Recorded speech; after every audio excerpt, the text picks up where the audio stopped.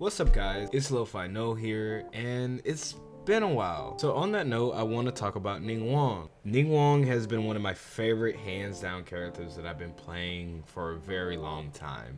And since literally the Lantern Rite Festival is coming out, I think either tomorrow, okay, or the next day, and she's getting a skin, like dude, I'm looking forward to it. So I want to go ahead and make you guys this video and talk about her weapon, constellations, her talents, everything else about her, to not only help you guys with knowing more about Ningguang, but as well as talk about the Lantern Rite Festival, or help you with your choice on maybe picking up a constellation or a new Geo DPS character. So before we get into all that, if you guys like the content, then feel free to like, comment, subscribe, as well as hit the notification button so then it can show up in your feed and everything, you know, the usual spiel that everyone does on their channel. So other than that, let's get into the video. With the Lantern Rite Festival finally released, there's only one thing that is on everybody's mind at this point, which is what characters should you choose from?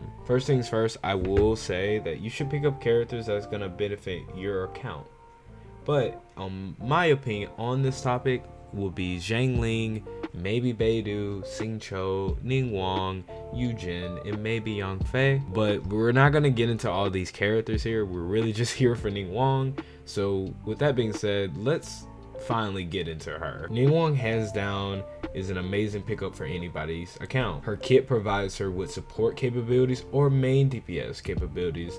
It just depends on how you want to build her. With Ningguang being a Geo character, she can also provide you with elemental shards that are made from coming in contact with any other element in the game, which that will benefit you with your support capabilities of taking some damage that comes in contact with you as long as you have the elemental shard on. And you don't even have to have your elemental as high in order for that to really show good results. With Ningguang being a Geo catalyst, her normal attacks are already infused with Geo, and every time that she uses her normal attack, she will provide herself with a Star Jade. Once you feel like you have enough of Star Jades, you can use her charge attack, will consume some amount of stamina, and it will send out the Star Jades that's been flowing behind her. The Star Jades basically give her more damage on top of her normal attacks, which does really good damage. If you have one of her passives, which is the backup plan, whenever Ningguang possesses a Star Jade, she will not consume any stamina when she does a charge attack.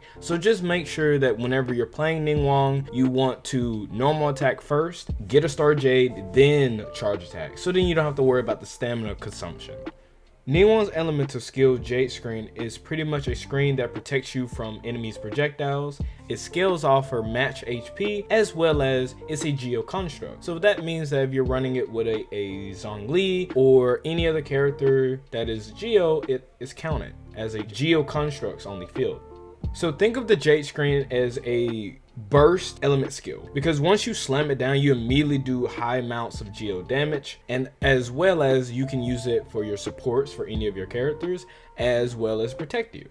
So it works as a supporting element skill as well as a really good damaging element skill. Ningguang's element burst Star Shatter will basically send out Star Jades to the opponent that will be homing on the enemies, as well as if you have her element skill out, that Jade screen will be turned also into like a homing missile projectile that summons or sends out rocks at the enemy as well. So you're gonna be doing increased amount of Geo damage, which is why a lot of times she can be played mostly like a burst support. Do keep in mind when you're using Star Shatter, before you do your element burst, run through your Jade screen. So run through the element skill, then pop your element burst to just get more DPS on your ult. Because again, with your Jade screen, you are given 12% of Geo damage from your passive talent if you run through the Jade screen. Now on to her constellations. When it comes down to Ningguang's constellations, you don't really see a huge change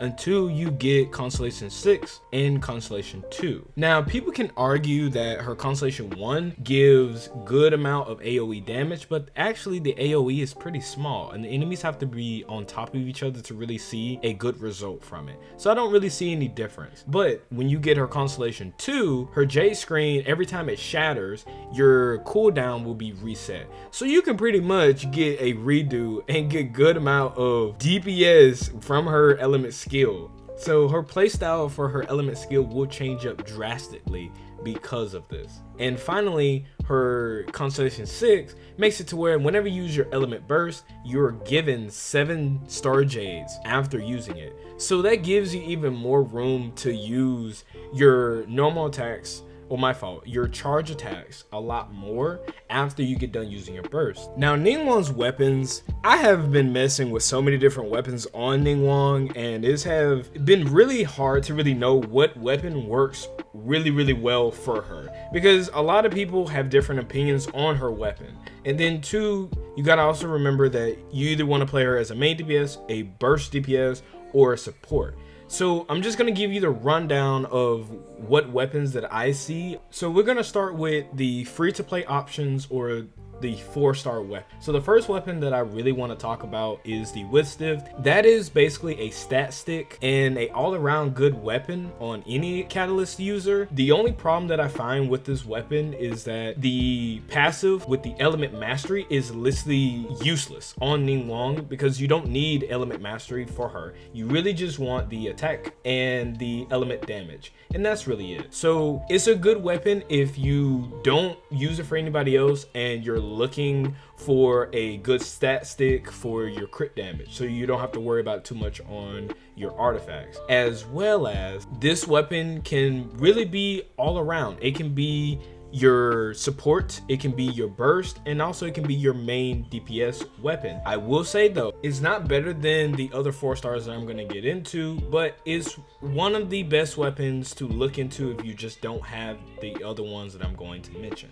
Now, the next one that I want to mention will be Dodo Tail. Now, a lot of people love to put Dodo Tails on Ningguang thinking that this is like her best in slot, but to be honest, it's not. And actually it falls off compared to the Whitstift and most other weapons, which is kind of weird because you'll think that the passive is set up for normal and charge attack. So it sounds good in theory, but realistically, the Whitstift and other weapons actually do better than the Dodo Tails.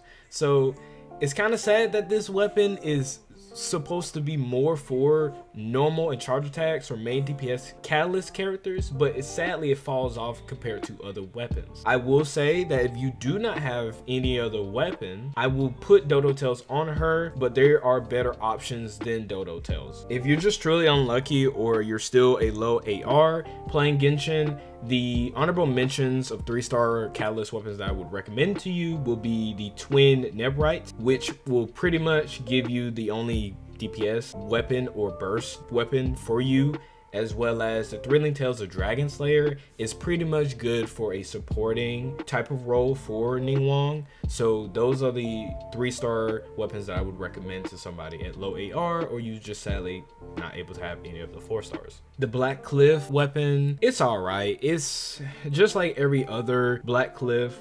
Is good, but the thing is, it will suck once you fight a boss, and it's really just good for a stack stick.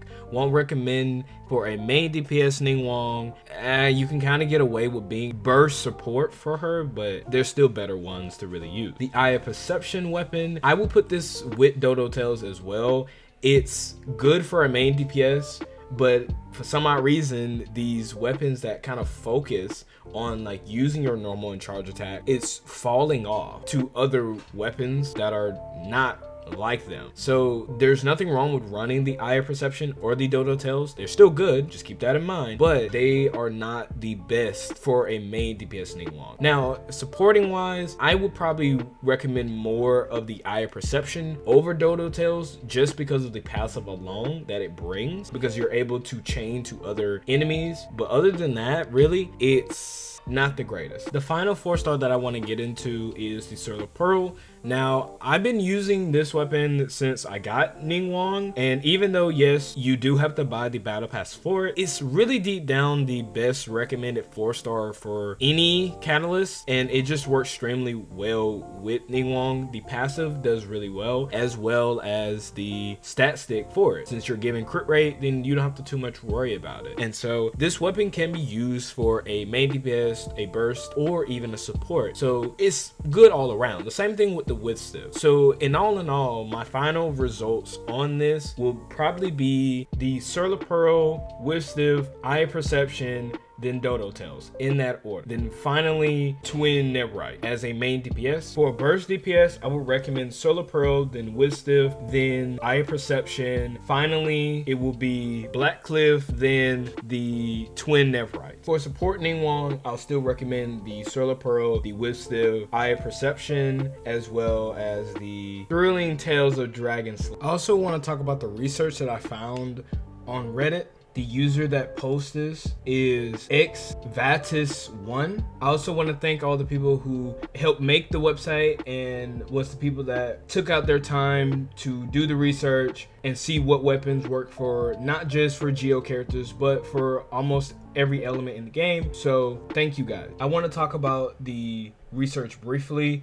If you want to look at it more, and you want to see other characters, not just Geo characters, then I will leave it down in link for you guys at the bottom so you guys can check it out for yourselves. So I want to talk about the notes that they have for Ningguang.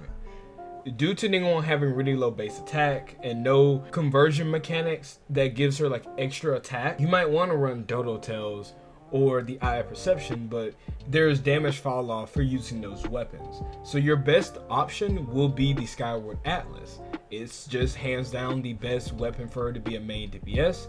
Now, in the notes, they say that yes, you can use this as a burst and main, but to me, I feel like it's only a main weapon. Now, if you want an all-around weapon, the Lost Prayer is really going to fit you for your bang for the buck. It just helps you with your stats, as well as it has a nice passive or ability on it. So recommend, if you have the Lost Prayer, use that if you don't want to use anything else. If you have Skyward Atlas, use that if you're trying to make her as a main. Now let's move on to Ningguang's artifacts. Her best in slot artifacts for her will be a 2-piece Petra with a 2-piece Gladiator Final as Shenghua artifacts. It just overall provides the best damage, and you can't go wrong with this artifact set. It just provides the most DPS out of all the builds or the sets that you can give to Ningguang. The 18% gives you more attack, and that basically is what you want to give Ningguang if you want her to do more damage, because the only thing she got going for a main DPS is just adding a buttload of attack percent and Geo. And so once you add enough Geo, which is the 2-piece, the only thing left that you can gain is just attack. So it's better to just run the 2-piece Petra with the 2-piece attack to just give you the best bang for your buck when you're trying to go for main DPS. Now, if you're trying to play Ningguang more of a burst and only focus on her element skill and element burst, then you might want to go the route of using Noblesse Oblige with the 2-piece Petra. So then, of course, that will increase your damage on your ult. But using this set or build, you will notice the damage fall off, comparing it to the Petra and the attack percent set. I also want to mention the 4-piece Petra. Even though the set is not the greatest and it's not really good for a main DPS or a burst, I will probably put it down as a support, but barely. The reason why is the crystal shards that you get from combining Geo with another element is very inconsistent, and sometimes you feel like they just don't protect you enough. And second of all, you're going to be using another Geo anyway with Ningguang most of the time, so it's not really needed. You're gonna be getting more bang out of your buck if you're either going for a Oblige with Petra or a Petra with a 18 attack set. Now the stats that you want to prioritize will be your Sands attack percent, your Goblet, of course, Geo damage. Your Circlet can either be crit rate or crit damage depending on your ratio.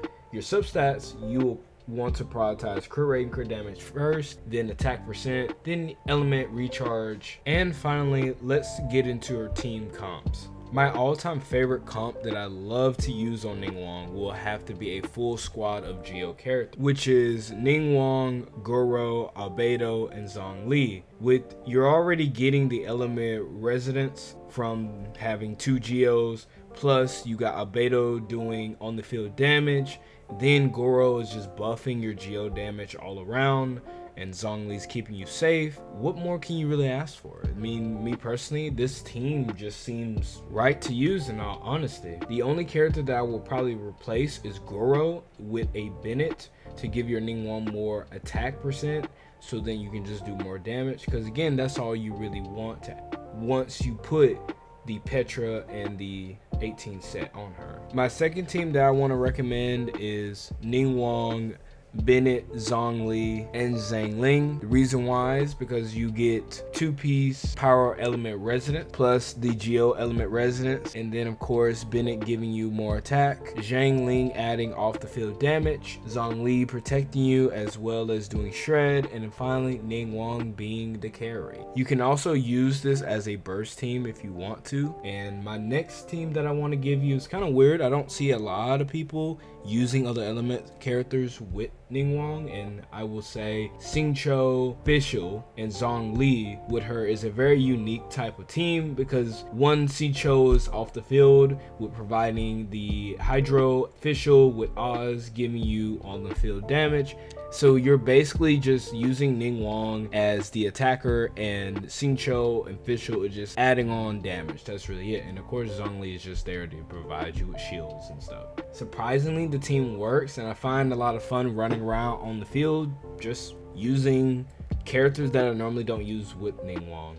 The last team that I want to say is kind of like a support team to me. The team is Tartaglia, Raiden Shogun, Rosalia, Ningguang. The premise of Ningguang in this team is to provide you with the element crystals and be more of a burst support. The only issue I find with this team is the fact that, again, the element crystals are inconsistent, and since I did not run the 4-piece Petra on her, I feel like the crystals couldn't last that long anyway.